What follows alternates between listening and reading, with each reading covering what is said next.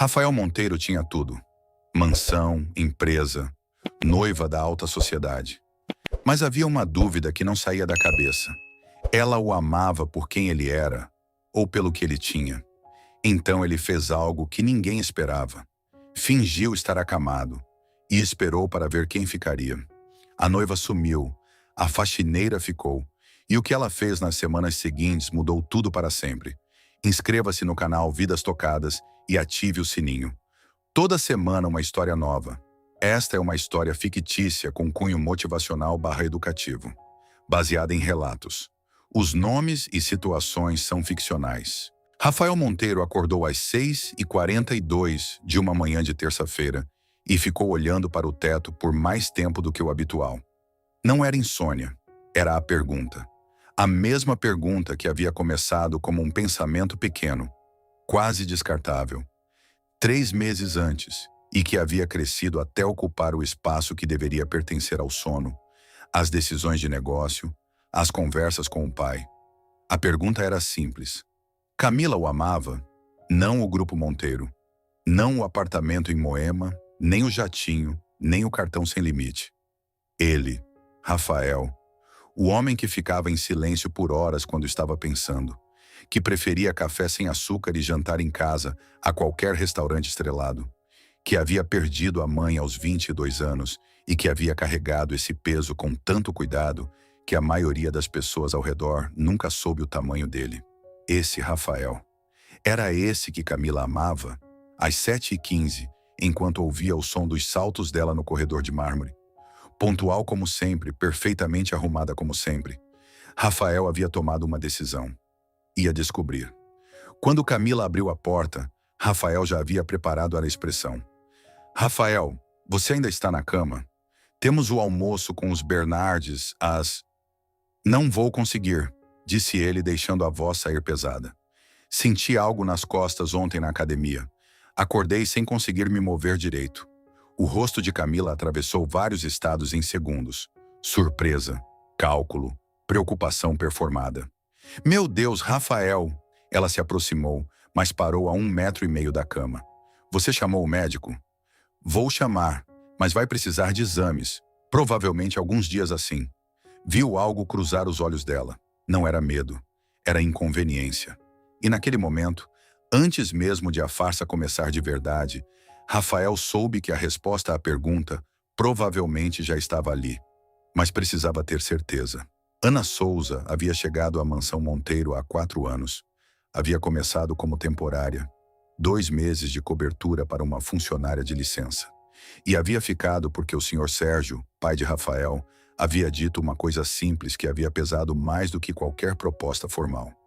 Você cuida das coisas como se fossem suas. Eram 5 palavras, mas eram as 5 palavras certas. Ana tinha 32 anos e uma mãe em tratamento de diálise em Santo André. Tinha um irmão mais novo que ela, ajudava a pagar o cursinho. Tinha um caderno de anotações onde escrevia, nas horas vagas, sobre saúde e cuidados de enfermagem. Porque havia sido esse o sonho antes que a realidade pedisse outros planos.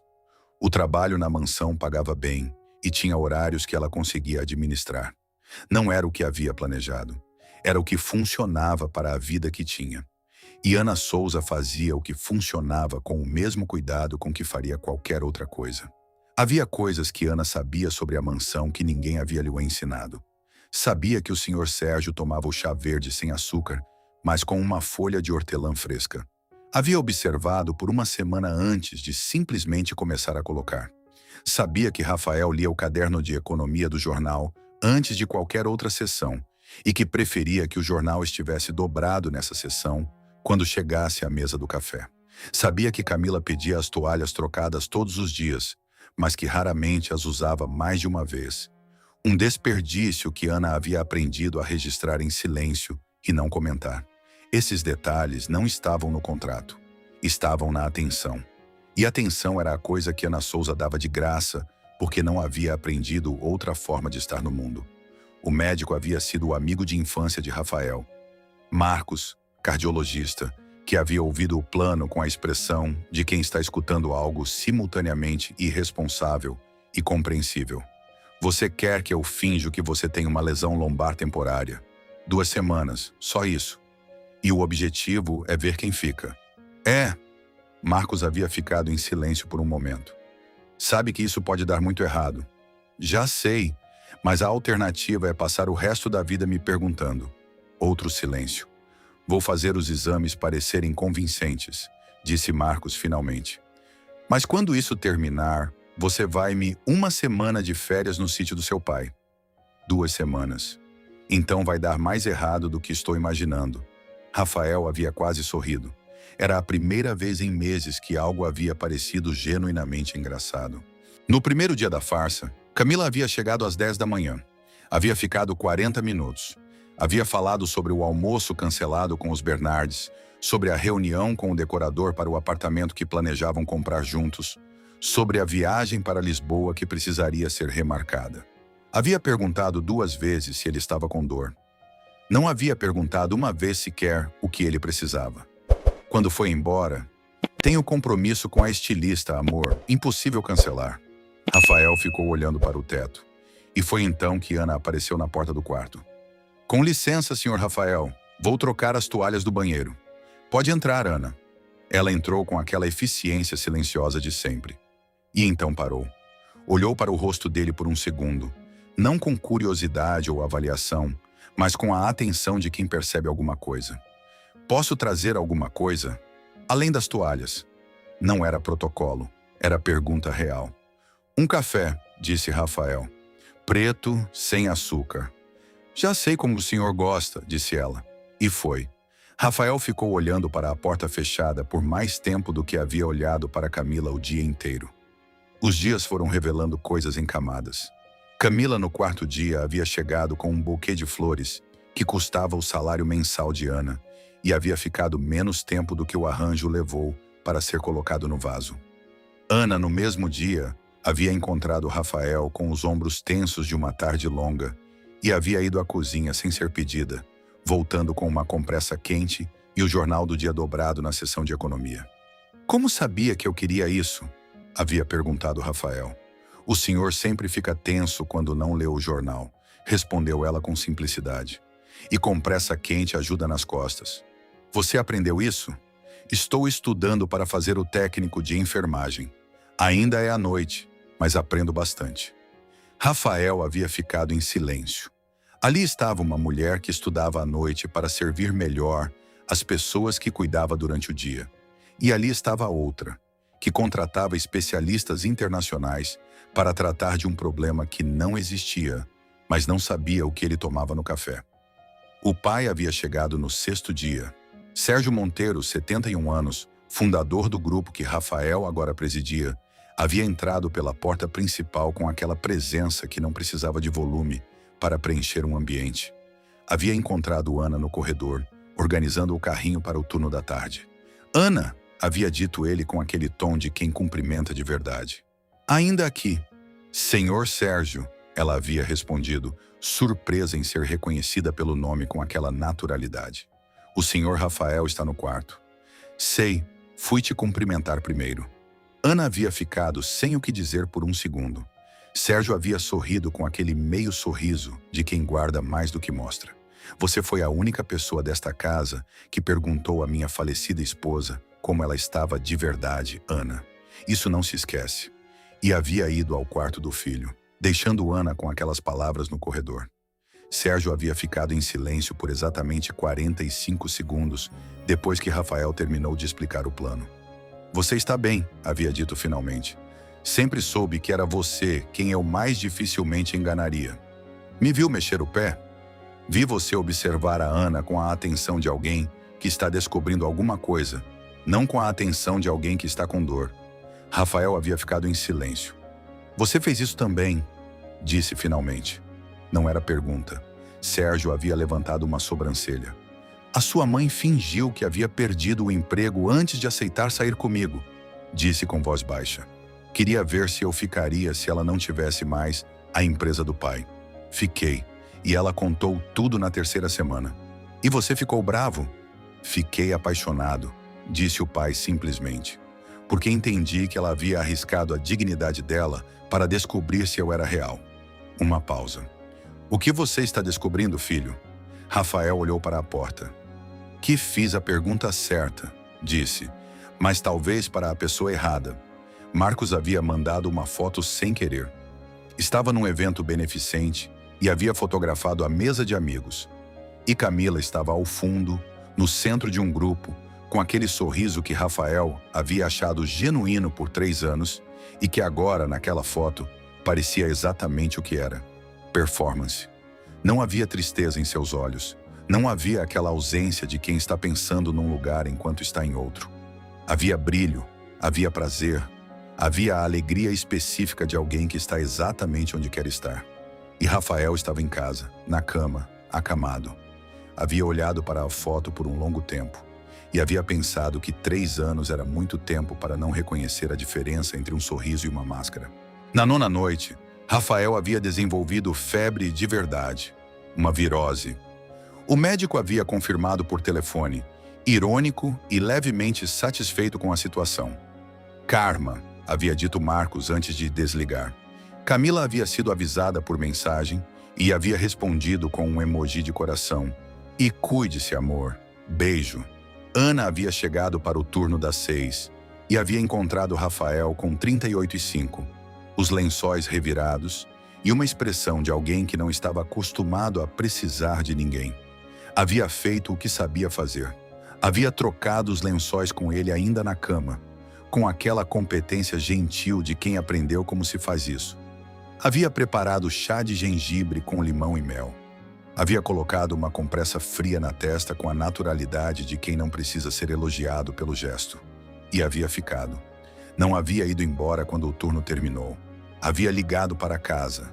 Mãe, vou chegar tarde, não precisa me esperar. E havia ficado porque era o que a situação pedia. Rafael havia ouvido a ligação e havia pensado que havia anos ninguém havia ficado quando não precisava ficar. Às 2 da manhã, Ana ainda estava ali. Rafael havia acordado e havia visto a luz fraca sob a porta. Havia aberto. Ana estava na poltrona do corredor, com o caderno de estudos aberto, fazendo anotações com a letra pequena e cuidadosa de quem escreve assim porque quer entender, não porque precisa mostrar. O que você está estudando? Havia perguntado ele. Ela havia erguido os olhos, sem susto, sem embaraço. Cuidados em processos febris, disse. Aprendi hoje que o erro mais comum é usar antitérmico cedo demais. O senhor precisa suar primeiro. Você está estudando como me tratar. Estou estudando como tratar melhor. O senhor é o paciente atual. Rafael havia ficado olhando para ela por um momento. Entra aqui, Ana. Não fique no corredor. Não é adequado, senhor. Não me chame de senhor quando são 2 da manhã e você está aqui por escolha própria. Ela havia ficado em silêncio por um segundo. Rafael, então. Era a primeira vez que havia dito o nome e havia soado completamente diferente de qualquer coisa que havia ouvido nos últimos 9 dias. Haviam ficado acordados até as 4 da manhã. Não havia sido planejado. Havia começado com uma pergunta simples de Rafael. Por que enfermagem? E havia se transformado na conversa mais honesta que ele havia tido em anos. Ana havia falado sobre a mãe, sobre o irmão, sobre o caderno de estudos que mantinha há 6 anos, apesar de não ter conseguido entrar na faculdade ainda. Você poderia ter desistido, disse Rafael. De quê? Do sonho, com tudo o que aconteceu. Ana havia ficado em silêncio por um momento. Desistir ia ser mais fácil, disse. Mais fácil e certo raramente são a mesma coisa. Rafael havia ficado com essa frase. E havia pensado que era a coisa mais verdadeira que alguém havia dito na sua presença em muito tempo. Posso te perguntar uma coisa honesta? Disse ele. Pode. Você sabia que havia algo de errado com minha suposta lesão? Ana havia olhado para ele diretamente. Sabia. Desde quando? Desde o 2º dia. O senhor, Rafael, moveu o pé direito quando a senhorita Camila mencionou o jantar dos amigos dela. Pessoas com lesão lombar real não fazem isso. Rafael havia ficado completamente imóvel. E ficou de qualquer jeito. Fiquei porque havia alguém que precisava de alguma coisa, disse ela. O que exatamente eu não sabia, mas precisava. Rafael havia se levantado da cama às 5h40 da manhã. Não há lesão, Ana. Eu sei. Nunca houve. Eu sei. E você ficou de qualquer jeito. Ela havia olhado para ele com aquela expressão direta que havia aprendido a reconhecer. Fiquei porque era o que precisava ser feito, não porque esperava algo em troca. Rafael havia ficado olhando para ela por um longo momento. Isso é exatamente o problema, disse. Problema? Você nunca espera nada em troca e merecia muito mais do que recebeu. Ana havia baixado os olhos. Não de embaraço, mas de alguém que não está acostumado a ser visto com essa clareza. É o meu trabalho. Não é. Ir além é o seu caráter. Há uma diferença. Camila havia chegado às 9 com um terapeuta particular e uma lista de centros de reabilitação em Gramado. Havia encontrado Rafael de pé na sala de jantar, tomando café com o pai. Rafael havia parado no meio do corredor. Sua lesão. Não havia lesão. O silêncio havia sido longo. O quê? Fingi para descobrir algo que já sabia, mas precisava confirmar. Camila havia atravessado várias expressões em sequência. Você me testou. A voz havia saído fria, como se eu fosse uma funcionária. Não te testei, Camila. Me testei. Queria saber se ainda acreditava no que havíamos construído. E? Rafael havia ficado em silêncio por um momento. Você foi ao jantar dos Matos na quinta-feira. Mandou um emoji. Camila havia aberto a boca. Fechado. Não é o jantar, é o emoji. Havia algo na simplicidade daquela frase que havia encerrado a conversa de uma forma que nenhum argumento poderia. Camila havia pego a bolsa. Vai se arrepender disso, havia dito na porta. Rafael havia olhado para ela. Não, disse simplesmente. Não vou. Sérgio havia ficado em silêncio por um longo tempo, depois que a porta se fechou. Havia tomado um gole de café. Sua mãe teria gostado de Ana, havia dito finalmente. Sei, disse Rafael. Ela sempre dizia que o caráter de uma pessoa aparece nos detalhes pequenos, no que faz quando não precisa fazer. Rafael havia olhado para a porta do corredor. Ana sabia desde o segundo dia. Sérgio havia levantado as sobrancelhas. E ficou. Ficou. O pai havia assentido devagar com aquele movimento de quem confirma algo que já sabia, mas que estava esperando o filho descobrir por conta própria. Então você tem trabalho a fazer, filho. Tenho. Rafael havia esperado Ana terminar o turno da manhã. Havia a encontrado na cozinha, preparando a lista de compras da semana com aquela concentração quieta de sempre. Ana, ela havia erguido os olhos. Preciso te falar uma coisa. Havia colocado o envelope sobre o balcão. O que é isso? Bolsa integral para o técnico de enfermagem. Turno da tarde, para você poder continuar trabalhando de manhã enquanto precisar. Cobre matrícula, material e transporte. Ana havia olhado para o envelope. Para ele, para o envelope. Não posso aceitar. Não é um presente, é uma correção. Como assim? Você trabalha-se aqui há 4 anos. Faz mais do que o contrato pede. Ficou aqui às 2 da manhã quando não precisava. Sabia que eu estava fingindo e ficou de qualquer jeito porque havia alguém que precisava de alguma coisa. Havia feito uma pausa. Isso não tem preço, mas tem pelo menos esse reconhecimento. Os olhos de Ana haviam se umedecido levemente. Sua mãe precisava dos tratamentos, continuou Rafael. Está coberto também. Os melhores especialistas, sem condições. Rafael, sem condições, repetiu com firmeza. É o que é certo, independente de qualquer outra coisa. Ana havia ficado em silêncio por um longo momento. Havia olhado para o envelope com aquela atenção com que olhava para tudo que merecia atenção. Por que está fazendo isso? Havia perguntado finalmente. Rafael havia ficado em silêncio por um segundo. Porque você perguntou o que eu precisava quando ninguém mais perguntou. Porque você ficou quando não precisava ficar. Porque você sabia a verdade e ficou de qualquer jeito. Havia feito uma pausa. E porque quero conhecer a pessoa que fez tudo isso. Não como funcionária, como Ana. Ela havia olhado para ele com aquela expressão direta que havia aprendido a reconhecer. Isso vai precisar de tempo. Eu sei. E de paciência. Tenho. E eu ainda vou trabalhar aqui de manhã. Eu sei disso também. Ana havia olhado para o envelope uma última vez. E havia colocado na bolsa. Com cuidado. Como colocava tudo o que importava. Sérgio havia visto tudo da porta do corredor. Não havia entrado. Havia ficado ali por um momento, com aquela expressão que Rafael só havia visto 2 vezes antes. Uma vez quando havia se formado. Uma vez quando havia assumido a presidência do grupo. A expressão de alguém que está orgulhoso de uma forma que não cabe em palavras. Havia ido para o jardim sem fazer barulho. E havia pensado na esposa.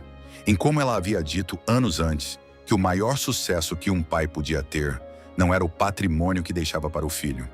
Era a capacidade que o filho desenvolvesse de reconhecer o valor das coisas que não têm preço. Sérgio Monteiro havia olhado para o jardim que a manhã iluminava e havia pensado que finalmente seu filho havia aprendido. Ana havia pegado o ônibus das 6 como sempre. Havia sentado na janela como sempre. Havia aberto o caderno de estudos como sempre. Mas havia escrito uma coisa diferente na primeira linha da página nova. Não era uma anotação de enfermagem, era uma data. A data de início do curso. E havia ficado olhando para aquela data por todo o trajeto até Santo André, pensando que às vezes o que muda uma vida não é um grande acontecimento. É uma pergunta feita na hora certa. É alguém que fica quando não precisa ficar. É um envelope colocado sobre um balcão de cozinha numa manhã de terça-feira. E a coragem de colocá-lo na bolsa. Ela não ficou pelo salário. Não ficou pela bolsa. Ficou porque era o que a situação pedia. E às vezes, é exatamente isso que separa quem nos usa de quem nos vê. Se essa história tocou você, compartilha com alguém que já ficou quando não precisava ficar, que já cuidou sem ser pedido, que já escolheu o certo quando o fácil estava disponível. Qual foi o momento que mais ficou com você? Quando ela disse que sabia desde o segundo dia? Quando o pai sorriu no jardim? Quando ela escreveu a data no caderno? Me conta nos comentários. Eu sou o narrador do canal Vidas Tocadas. Toda semana tem uma história nova que vai te prender do começo ao fim. Aperta o botão vermelho e ativa o sininho. E se você quiser levar essas histórias para além da tela, o livro das Vidas Tocadas está no primeiro comentário fixado aqui embaixo. Até a próxima Vida Tocada.